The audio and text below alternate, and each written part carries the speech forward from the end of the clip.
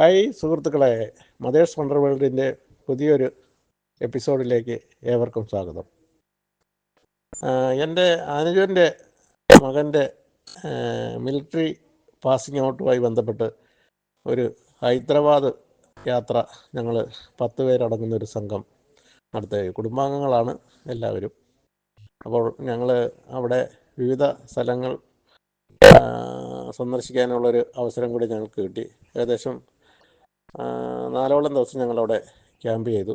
ഞങ്ങളതിൻ്റെ ഭാഗമായിട്ട് ആദ്യം തന്നെ ഇദ്ദേഹത്തിൻ്റെ ഈ പാസിംഗ് ഔട്ട് പരേഡ് നടക്കുന്ന ഗ്രൗണ്ടിനടുത്തുള്ള പ്രദേശമാണ് ഗോൽക്കൊണ്ട ഫോർട്ട്.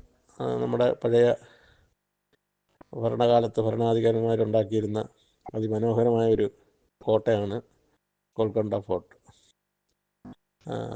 വളരെ ഹൈറ്റിൽ, വളരെ വിസ്തൃതമായൊരു, സാധാരണ നമ്മുടെ കേരളത്തിൽ കാണുന്ന കോട്ടകളുമായി താരതമ്യം ചെയ്യുമ്പോൾ ഇത് അസാമാന്യമായ വിസ്തൃതിയുള്ളൊരു ഫോർട്ടാണ്. അതുപോലെ തന്നെ നല്ല ഉയരത്തിൽ സ്ഥിതി ചെയ്യുന്നതാണ്. അപ്പം ഏക്കറുകളോളം വിസ്തൃതമായ ഈ പ്രദേശത്ത് അതിമനോഹരമായ കാഴ്ചകളാണ് ഞങ്ങൾക്ക് കാണാൻ കഴിഞ്ഞത്.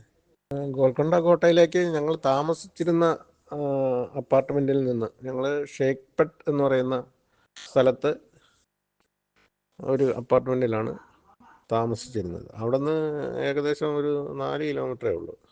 യൂബർ ബുക്ക് ചെയ്ത് ഞങ്ങളുടെ സംഘം അതിരാവിലെ തന്നെ കോട്ടയ്ക്ക് സമീപമെത്തി. കോട്ടയിലേക്ക് പ്രവേശിക്കുന്നതിന് നമുക്ക് ചെറിയൊരു ഫീസ് കൊടുക്കേണ്ടതായിട്ടുണ്ട്. അപ്പം സാമാന്യം നല്ല തിരക്കുണ്ടായിരുന്നു അവിടെ. അപ്പം പഴയ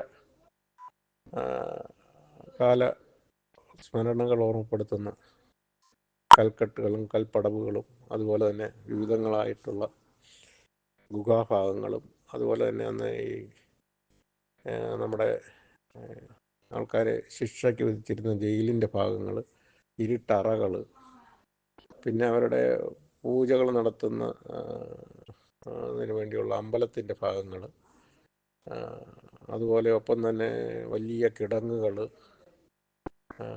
വെള്ളം ശേഖരിക്കുന്നതിനുള്ള കുളത്തിന് സമാനമായിട്ടുള്ള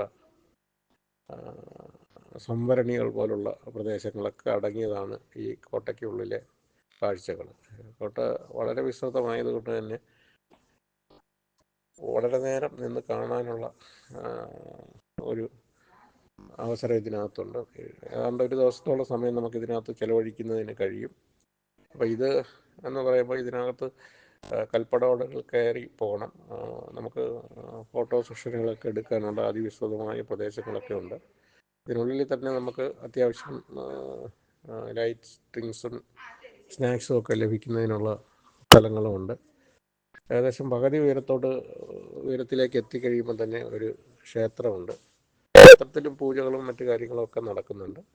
അത് കഴിഞ്ഞ് ഇത് ഉയർന്ന് ഇതിൻ്റെ ഏറ്റവും മുകളിൽ എത്തിക്കഴിയുമ്പോൾ മുകളിൽ നിന്നുകൊണ്ട് നമ്മുടെ ഹൈദരാബാദിൻ്റെ അല്ലെങ്കിൽ തെലങ്കാനയുടെ എല്ലാ ഭാഗങ്ങളും ദർശിക്കത്തക്ക വിധത്തിലുള്ള ഒരു സൈറ്റ് വ്യൂ ഉണ്ട്.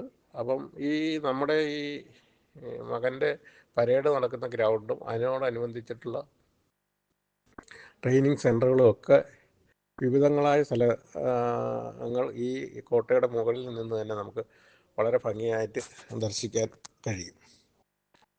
അതിൻ്റെ കാഴ്ചകൾ നമുക്ക് പിറ്റേ ദിവസം നമ്മൾ ഈ മോൻ്റെ പരേഡുമായി ബന്ധപ്പെട്ട് അവരുടെ ക്യാമ്പിൽ ചെന്നപ്പോൾ തന്നെ ഈ കോട്ടയുടെ മുകൾ ഭാഗത്തേക്ക് ഈ ക്യാമ്പിൽ നിന്നുള്ള ലൈറ്റുകൾ തെളിയിക്കുമ്പോൾ അതിമനോഹരമായിട്ട് തെളിഞ്ഞ് ആ കോട്ടയിൽ പ്രതിഫലിച്ച് പോകുന്നത് നമ്മുടെ ത്രിവർണ്ണ പതാകയുടെ നിറം അതിനകത്ത് ലൈറ്റിലൂടെ കാണിക്കുന്നത് കാണാൻ തന്നെ വളരെ ഭംഗിയുള്ളൊരു കാഴ്ചയായിരുന്നു.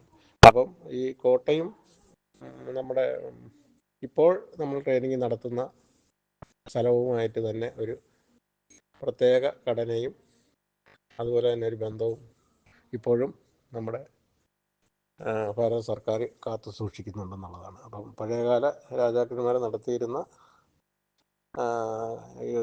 യുദ്ധകാര്യങ്ങൾക്കായിട്ടായിരുന്നു ഈ കോട്ട ഉപയോഗിച്ചിരുന്നെങ്കിൽ അതിന് സമീപത്ത് തന്നെയാണ് ഇപ്പോൾ ഇപ്പോഴുള്ള നമ്മുടെ രാജ്യരക്ഷാ പ്രവർത്തനങ്ങൾക്ക് വേണ്ടിയുള്ള നമ്മുടെ ഭടന്മാരെ സജ്ജമാക്കുന്ന ട്രെയിനിങ് പരിപാടികൾ നടക്കുന്നതെന്നുള്ളത് വളരെ എന്താ കൗതുകവും അതുപോലെ തന്നെ നമുക്ക് അനുഭൂതിയും പകരുന്ന ഒരു വാർത്തയാണ്.